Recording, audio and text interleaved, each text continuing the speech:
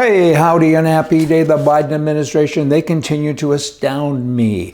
Biden looks good some days, particularly when his vice president is standing beside him and she opens her mouth and talks. He looks great.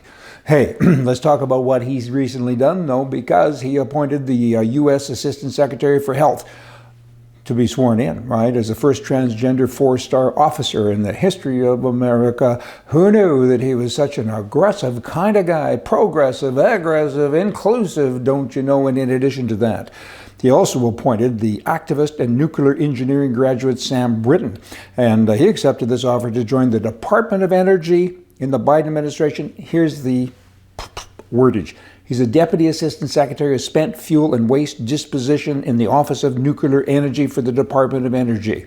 That's quite a mouthful. Have a look at these two guys. I don't know that they're guys anymore. I don't know what they are. But how do you feel? They represent your country. They travel around the world. They go to meetings and all kinds of things, and they say, "Hi, I represent America." Are they accepted? What do you think about this? I don't know. Are you embarrassed? Some people are, some aren't, I guess. Some men want to go home and put a dress on, maybe.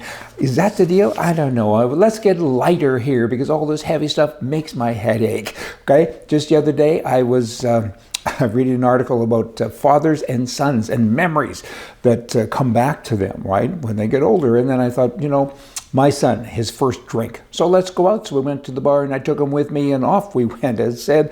And then I ordered a stout beer. He didn't like it. I ordered a old style beer. He didn't like it. I ordered a Coors. He didn't like it. I ordered a Bud. He didn't like it. I ordered whiskey. He didn't like it. By the time we got down to this last little drink that he didn't like, I could hardly push the stroller home. That's okay, I know. Try to lighten things up here. Work with me. Okay, we got more stuff. Here it comes, a Marxist. I used to call them liberals. They're Marxists, basically. The liberals of old, they're gone now. They're all Marxists, left-wing, commie kind of guys, and they make me crazy. Here's what they want. They want free everything, right? Free? Where does that come from? I mean, who pays doctors and dentists and all of these people when they give away their services for free? Somebody has to make the money. Hey, here's what they want, these Marxist people. They want free post-secondary tuition, free childcare, free dental care, free drugs, and free housing, free Wi-Fi, even free money, which is, of course, the universal basic income, which they all want. The only thing they don't want free is freedom. They don't want a free press. They don't want free speech. They don't want parents free to raise their children as they would like to raise their children. They do not want a free conscience of all the humanoids out there like you and me, and they don't want free thinkers. If you're a free thinker, that's a bad thing. But they want to give free away to everybody. Figure that out. I mean, is there a bit of a conflict in what I just said? Of course there is, because these Marxist people, they're crazy. Totally crazy people. WestJetters now, that's an airline in Canada that started out to be like Southwest in the US of A.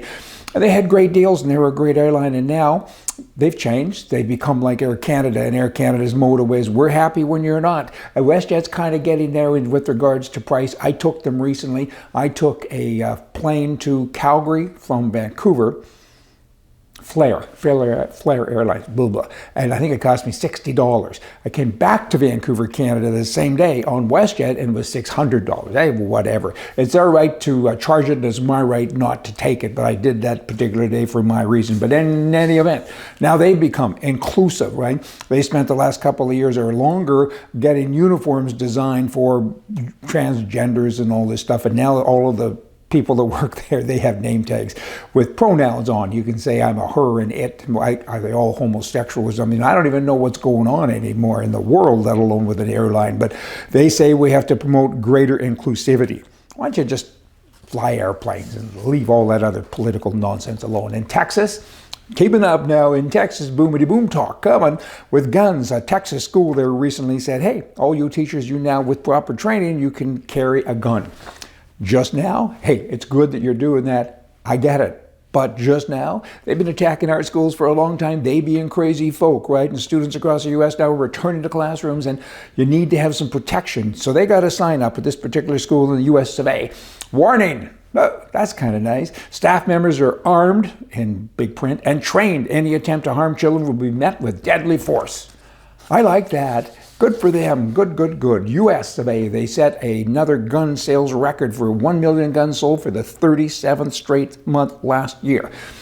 Americans are buying guns in record numbers because they see bad things coming and bad people are catched and released. Catched and released. Got that? And they're saying, hey, we got to keep up with this and we want to have a gun. And most of them are women and minority groups. A lot of Democrats are buying guns. That's a little bit shocking. Lastly today, I got something profound in the U.S. and Canada as well, everywhere. All these crazy places with crazy leaders are saying people in jail, some of them have been in there forever and they're going to stay forever and a day.